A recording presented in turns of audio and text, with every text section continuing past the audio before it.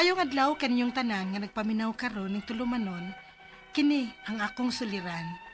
Ilabi na kaninyo Dr. ni Obra o Attorney Elaine Bathan.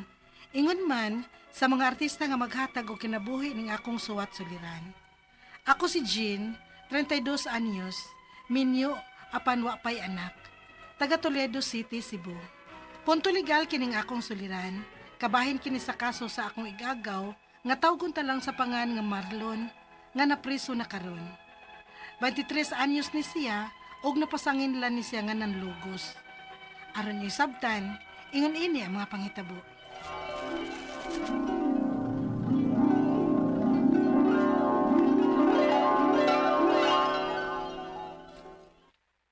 Eugene! Ah! Uy, gaw Marlon? Asa man ka? Duty na ko poultry gaw. Ihaya na imong trabaho gaw sa. Murag taod-taod na gyud ka diha no. Taon-taon na yun. Mga 7 na katuig nga nagtrabaho ko diha. Wow. Aw taod-taod na sad gyud no. Murag nakaoy na sab ka ang trabaho agaw sa. Kay wa ka naman lang gyud mo suway og panarbaho sa syudad. Sama sa awan na mga agaw ba? Ay da, nga nung adto pa magkikuglayo gaw nga ni Arman Diris dool ko. Di lang ko mapalayo ni mama god. Mama ba oy? Tiguang na taon ka gaw pag ninyo na. Minyo ba oroy? Nga, magalit tayo uyab. O diha. Sa imong kagwapo, wag gyud gaw. Ha, unya na gaw eh. Tigom sa ko. Aron kun doon na ako'y panguyaban. Nanay mo sugot na ko kay doon na mako'y kwarta. Kay pasig di ko sugton ba kay wako'y kwarta. Musugot naman yun ng babae ba? Basta may trabaho na ang lalaki. Pasabot nga, makabuhi na ang lalaki ba? Aw, na. Unya na lang na yun sa pedalian. Enjoy sa kus kinabuhing single ba? Okay, mausad noon. Gaw, pila pa gani ron imong edad? 23 pa taon. Uyab-uyab lang sa gaw. Ngita sa ko panguyaban gaw. Sige, aris ako ha. Okay, maliit ako. Okay, sige gaw. Ayo-ayo sa imong trabaho. Oh, tiway gaw. Salamat. Okay. Aris ko. Bye. Isa to? Ay, si Gaw Marlon Silon. Nalabay na to dito sa ato. Padong to mo duty. Oo. Naraman din siya sa unang trabaho, no? Umay naon kay nakatrabaho siya doon din sa ato. Di siya kinahanglang maadto pa sa layo aron manarbaho.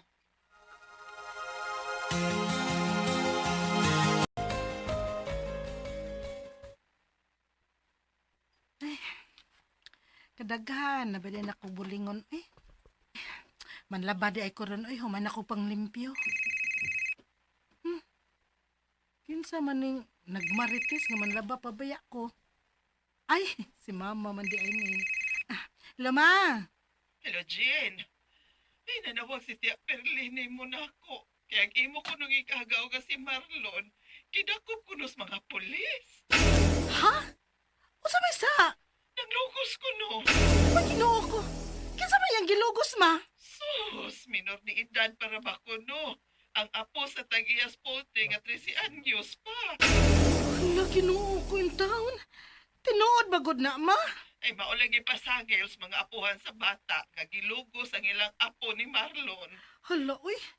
Kadako gud ang kasuha. Rape o minor de edad pag yung iyang gilugos ni Gaw Marlon.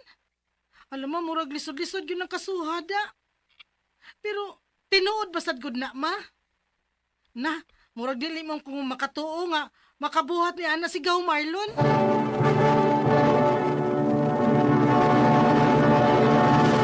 Recorded by X Thunder Gaming.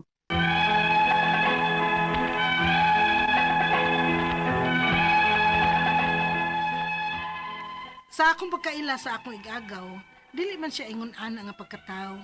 Mo respeto man gani na namong iyang mga babae nga igagaw. Og dili gid ko katuo nga iyang mabuhat ang paglugos sa usa ka minor de edad nga 13 anyos pa. Nga apo sa tag-iya sa poultry nga iyang gitrabahoan. Unya, Naabtan man na siya og sumon sa miaging mga 15 kaadlaw naman siguro nakalabay.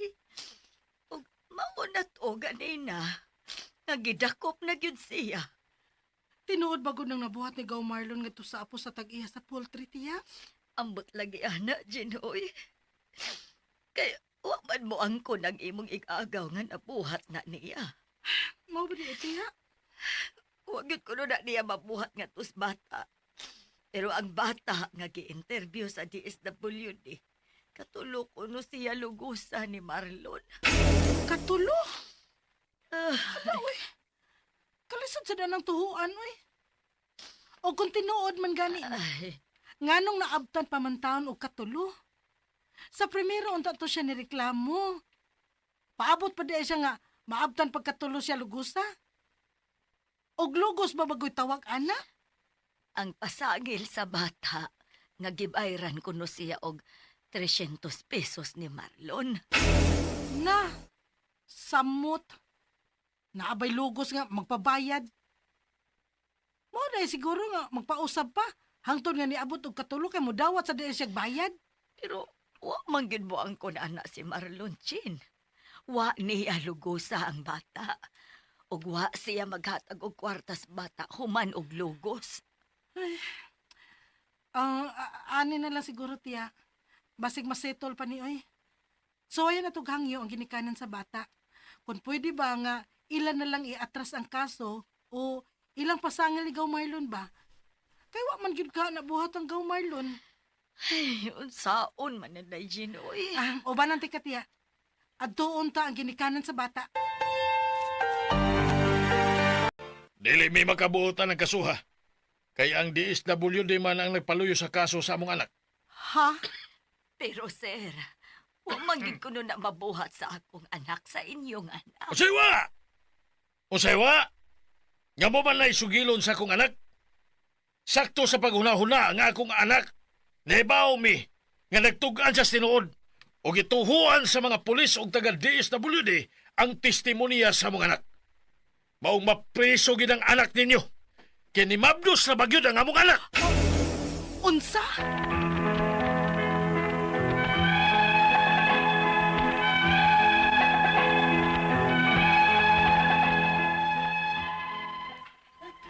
Naloy sad bayat ang maghuna-una sa bahin sa bata. Pero dili man gid mo angkon ang akong igagaw nga iyan ang nabuhat. Nengon ang mga ginikanan nga gusto nila ipa-DNA ang bata aron mo gawas gyud ang kamatuoran. Ang ako mga pangutana mao kining mosunod. Unang pangutana. Katulo ko no lugusa sa akong iagaw ang bata nga 13 anyos. Matawag pa bagod na og rape nga og kung tinuod man ngano wa man siya mo reklamo sa primero pa lang. Ikaduhang pangutana.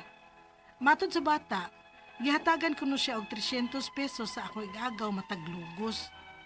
Matawag pa bagod na nga rape nga may bayad o kwarta man nga na-involved. Ikatulong pangutana. Namabdos ra ba ang 13 anyos? Matod sa mga ginikanan sa bata nga ipa-DNA ko no nila ang bata o kami ang pagastuhon. Mga pila man sad ni. Kay pwede ra ba tao na mo pobriha?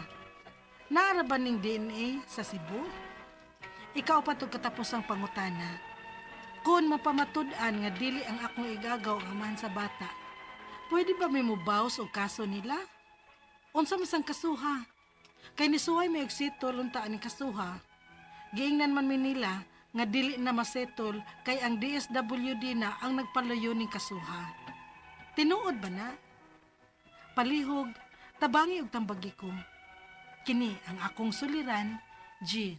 Maayong adlaw mga sukintig paminaw kini si Attorney Elaine Bathan. Kinisab si Dr. Rene Obra. Karong adlaw kami sa kuang partner mo'y muhatag ninyo og tambag og tubag sa inyong mga pangutanang may punto legal, Punto medical, psychological, emotional, behavioral o mga problema sa mga ginadiling drugas. ay namo pagdugay ipadala ang inyong suwat sa suliran_612@yahoo.com. Or sa atong Facebook account, kini ang akong suliran, official writers page. Pwede sa datong ipadala sa 3rd floor, Jose R. Martinez Building, Osmeña Boulevard, Cebu City. Kumusta man ang ato mga sukintig paminaw, hinawat unta nga naamoy nakutlo na pagtulunan ni every time maminaw mo nat sa amo ang programa pero unsay hangyo nimo Dok? Kahangyo na to. Kumplituhan lang ang inyong address kay para may balome og tagadiin mo og ang detalya sa istorya sa inyong sulat-suliran para matagag kinabuhi sa atong scriptwriter sa atong mga talents. Na? Yes. Ah. Ug unsay ato ang lesson for today, Ang atong Doc? lesson for today ato ni nga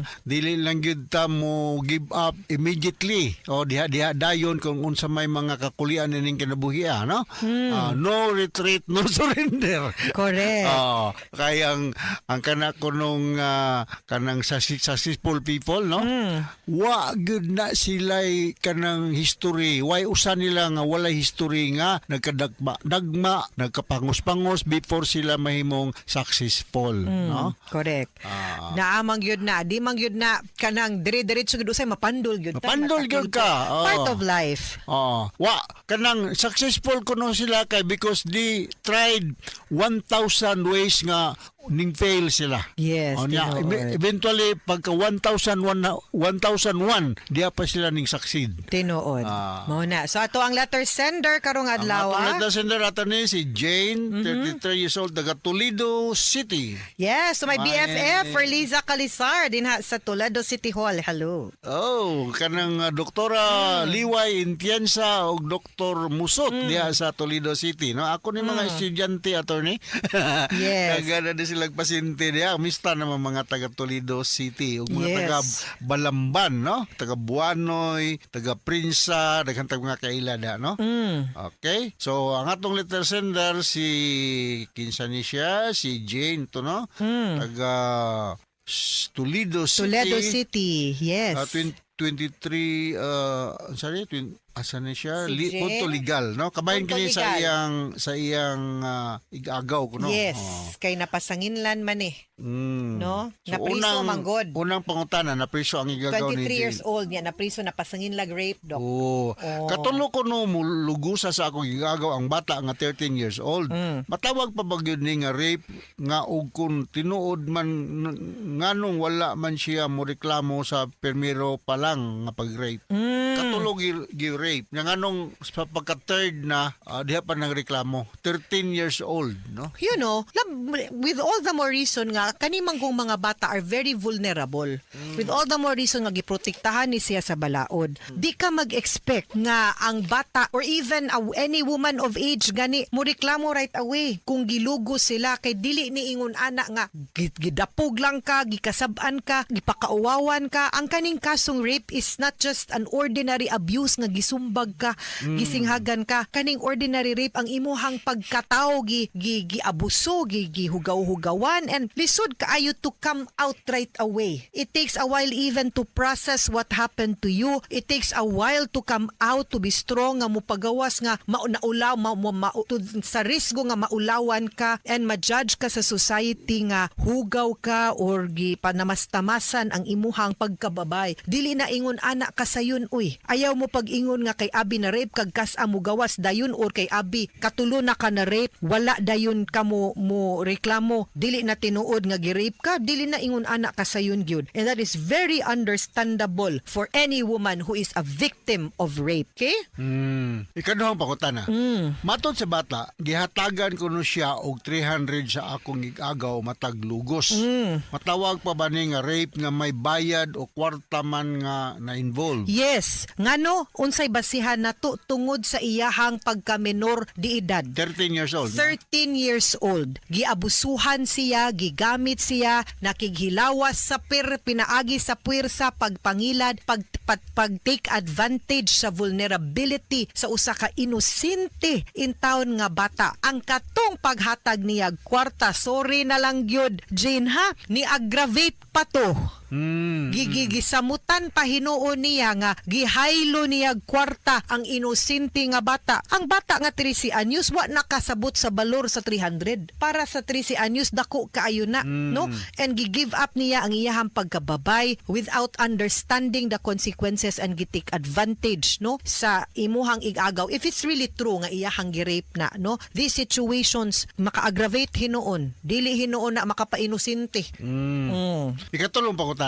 Yes. Nanabdos ra ba ang 13 Na. anyos matod sa mga ginikanan sa bata nga ipadiini kuno nila ang bata o kami ang pagastuhon. Mga pila man sad ni kay perte ra ba taong namong pobriha? Naara ba ning DNA sa Cebu?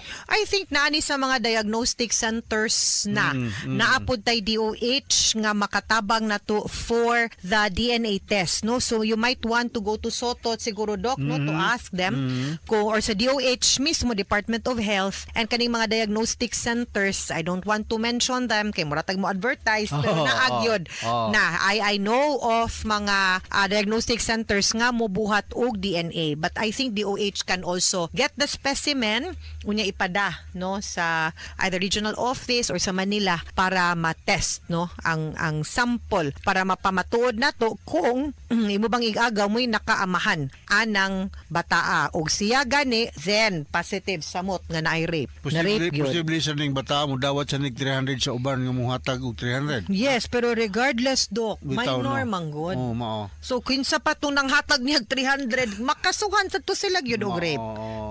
So ikaw pa to og katapusang pangutana. Mapamatud-an nga dili ang akong agaw ang amahan sa bata. Pwede bang mubaws og kaso pwede ba may mubaws og kaso nila? Unsa masang kasuha kay nisuway mi og sitol unta aning kasuha giingnan man mi nila nga dili na masitol kay naa na sa DSWD ang nagpaluyo ning kasuha. Tinuod ba? Yes. Now, wait lang. Of course, no? Sulayan nilag sitol og bayad na lang, no? Pero wala gidawat kay gipaluyuhan na sa DSWD ang kaso sa pagkakaroon. Yes, no. So I think manggod of very interest gyud sa state ang kaning kaso nga rape and trabaho sad gyud na sa DSWD. Pero og dili na gyud pod mo cooperate ang PICAS kay na settle na ninyo, mas maayo pod. Pero ako honestly, I think better sad gyud unta nga manubag no ang imong igagaw. Pero kung willing pod mo settle ang PICAS, ila sad nang katungod. And then we will have to accept that. Ang ako alang nga mahatagan og klaro nga psychological treatment nga ang bata unta, Doc, kay 13 years old man go, Doc. 13 Pwede mo years adto old. nimo? Yeah. Naaman Cebu, no? Statutory rape. So kinahanglan gyud ni siya because this might affect gyud her psychological well-being. So maluoy ta sa bata. So pwede man gyud na ninyo mahusay kay kung wa na gyud poy mo testigo, mayabo man gyud tinuod ang kaso. But if pananglitan gani pod nga kamo poy papa, no, unya there is really rape ug mahusay man gani, you will have to answer for the support pod sa bata. Makonsensya pod mo nga mo na gidangatan sa bata, gitake advantage, gitagaag 300 na pamabdusan, naguba ang personality sa bata, naguba pagid ang kaugmaon sa bata. Dako kaayo mog tulubagon kung kamo gyud ang amahan atong bataa, ha? So I hope you will take that in mind inighusay ninyo, and di lang ninyo i-considerar nga makagawas lang sa prisuhan, bahala na, ayaw sad, no? So let's take responsibility for our actions because we are talking about the future sa bata nga gipanganak pinaagi sa rape ug sa babay or inahan nga gi-rape. Okay? Mga sukintig paminaw, hinawot unta nga namoy nakutlo na pagtulunan karong adlaw. Kini si Attorney Elaine Bathan. Og kinisab si Dr. Rini Obra. Daghan kayong salamat sa inyong pagpaminaw sa atong tulumanon. Hangtod sa sunod nga sugilanon din higapon sa tuang programa, kini ang akong suliran gikan sa RMN Production Center. Radio mo nationwide tatak RMN. Daghang salamat og Maayong adlaw.